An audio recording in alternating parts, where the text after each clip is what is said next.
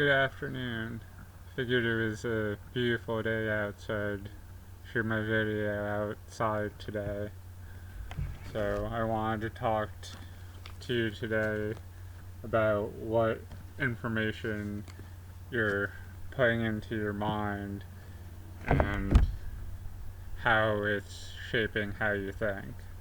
So if you end up having an opinion on the topic, leave a comment down below so other people can hear your thoughts. And if you end up liking the video, hit the like button so I can know to do more videos like this. Um, so today I was at Goodwill because it's, sometimes cheaper to find books that are in decent or good condition than trying to find a, bookstore that's gonna charge full market value, or try to buy it on Amazon and then have to potentially pay shipping if it's not directly through Amazon, if it's through a third party distributor, maybe. So, one of the books I picked up was Don't Worry, Make Money. Um, Obviously, a lot of people want to make money, and it becomes a almost something to become anxious about and fearful about, because if you don't have enough money, you're not going to have the security you're looking for. If you're only making $10,000 or $20,000 a year, you might be just barely paying your rent and a car payment, and you have credit card bills because you're not making enough money to cover groceries and gas for the vehicle and stuff like that. So obviously money becomes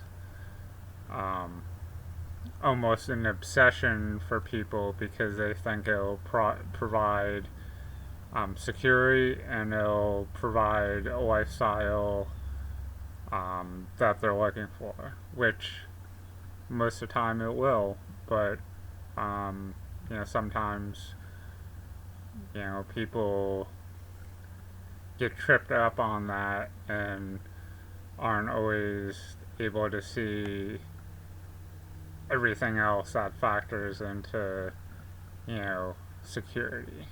Or maybe you're making $10,000 or $20,000 a year, but you're living beyond your means because you're trying to live like you're making $50,000 a year, but you're not. You're making $20,000 a year, and then you go into debt because you're living beyond your means.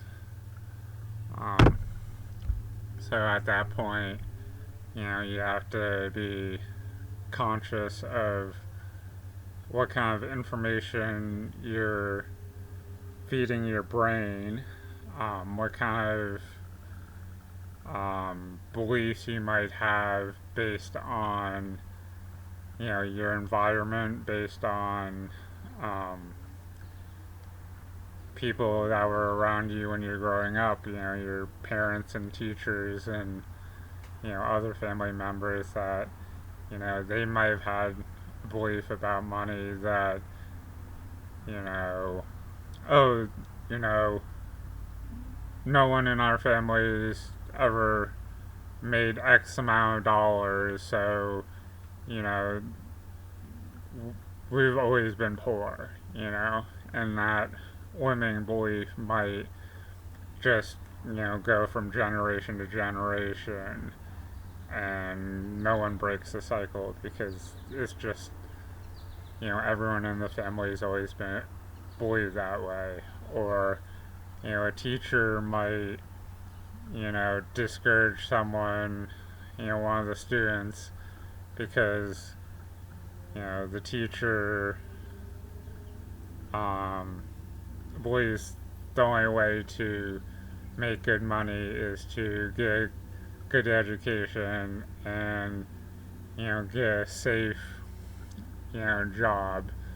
Oh, go get a, college degree and go work for, the government or go work for some corporation. Well, the teacher can't know what's best for everyone. Gary Vaynerchuk talks about how he just started checking out from school in elementary school, I believe it was. He knew he wanted to, go out and sell stuff or, go out and um, have a lemonade stand, go shovel neighbors' driveways during the winter or mow their lawn.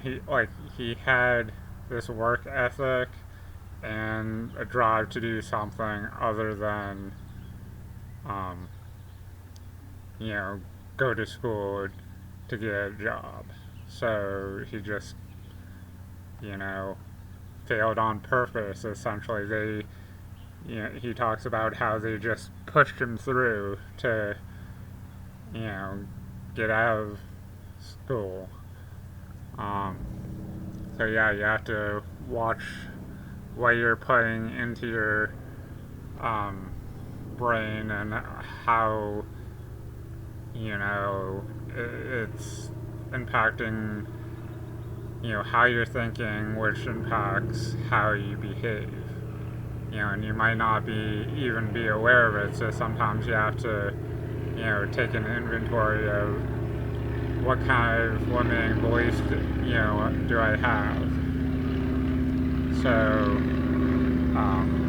another book I ended up buying was The E-Myth Revisited, and I think I skimmed through this a couple of years ago just to see what it was about, but I never really read it. And it's supposed to be about the entrepreneur myth, and certainly a different perspective of how we see entrepreneurship now, because everything on social media is glamorizing being an entrepreneur, because it gives you that freedom once you build your business. And I said in a couple of dozen videos by now probably, but the social influencers that are selling that dream of being in entrepreneurship aren't showing the hard work it took to get there, or how long it took before they became a successful entrepreneur making $100,000 a year or however much it is. They don't show the time and effort. They just show, hey, look, I just bought myself a Lambo because I'm an entrepreneur. Great. Well, what did it take to get there? Or if they do try to show you how, they're selling you a course for $100 or $1,000, or come coach with me and I'll charge you $5,000 or $10,000 to coach you. Great. If the coaching actually works, excellent. Um, that's one of those things that's not always guaranteed. So sometimes I'm skeptical of that. Other times, there are some genuine coaches out there that will offer you that return on the investment. You just have to do your due diligence, research, who this person is, and, you know, are they producing the results, or are they just, charging an, extravagant amount to, get you to pay them so that, you know, they can avoid having to go to a corporate job working 9 to 5. I actually one time uh, heard, I think it was an on Andy Frisella podcast, and he had a couple of people on, and they were talking about coaching and how you know how much of the person's income is coming from coaching. Because if they knew how to run that business as good as they say they do, why are they coaching? Like, are they getting, 3, 5, 10% of their income from coaching because they're, you know, running a business, or are they getting 90% of their income from coaching because they would rather charge, a few dozen people, ten or $20,000 rather than, you know, be out there doing that. And, um, you just have to ask how much of their income is coming from coaching and why. Why is, a big proportion of their income coming from coaching? If it's only a small amount, yeah, they might be actively doing whatever they're teaching, which would be great. Um, Another book I ended up picking up was First Things First from Stephen R. Covey, who was the author who wrote Seven Habits of Highly Effective People, which is, the one reason I ended up picking it up when I saw it. I was like, oh, I remember reading that book a couple of years ago. It had a lot of good information. I have a good feeling about this book. And, and part of the Seven Habits book that he wrote, he kind of talked about time management versus priority management, and, you know, whether things are busy work or, they're actually a priority, and like, okay, you have a to-do list, but how important is everything on it? Are you just putting stuff together to fill up your day? Are you, do you need to do everything, or can some of it be delegated to, someone else so that you can free up time for more important things? And at that time, it's taking a look at how much time you have, how it's being used, if something's a priority or not. Like, you almost have to rank how important stuff is to, if you have 24 hours a day and you have to sleep, at least for a few hours, you can't have 24 straight hours of work. Okay, so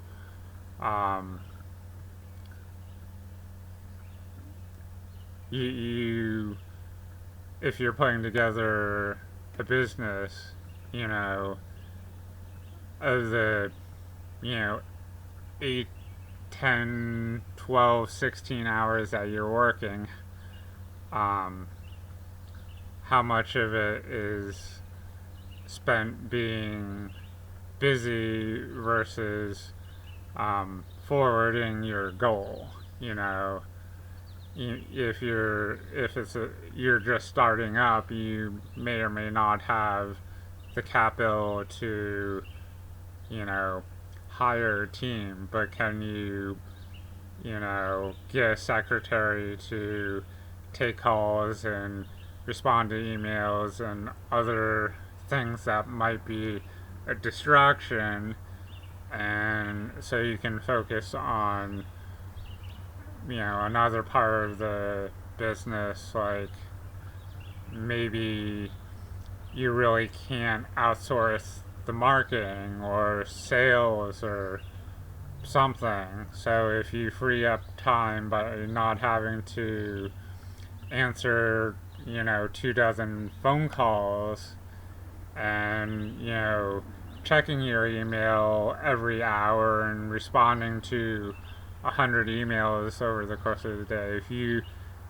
know, take that away, you free up more time to be working on the business. So, you know, you just have to take a look at, you know, how your time's being spent, and of that stuff, what's really a priority, you know, or what can be, you know, what can you stop doing or pass off to someone else if it still needs to be done, but someone else is capable of doing it. And the last book I picked up was How to Shoot Videos That Don't Suck. And obviously I try to do a couple of videos a week. I'm still not a professional, but I'm, you know, somewhat experienced because, you know, I now have 100 or more videos on my channel at the time of this recording. So, it's not so much making sure that they don't suck, it's just trying to go from, you know, an okay, decent video to, you know, a great video, trying to close that gap so that, you know, I can get more engagement with you guys that are still watching this, so that I can craft something that'll continue to keep attention. Because if you have a 15 or 20 minute video, it's hard to be entertaining the full length of the video, especially if you're trying to be educational. It's hard to be educational and fun at the same time sometimes. You know, not everyone likes watching documentaries because, you know, documentaries are supposed to be educational and great. You know, you learn something, but you know, may or may not find it interesting if you're not interested in the topic. So, you know, that's where I'm at today. I, you know, picked up a couple of books. I'm gonna, you know, put them into rotation at some point because I do have other books I'm currently reading, and, you know, I just figured it'd be, you know, a change of pace to share a perspective of input in and input out, what you're putting into your mind, getting result to get results, and tie that into some books I picked up today. So hopefully you enjoyed the video. If you did, leave a comment down below and give it a thumbs up. And hopefully you have a good day.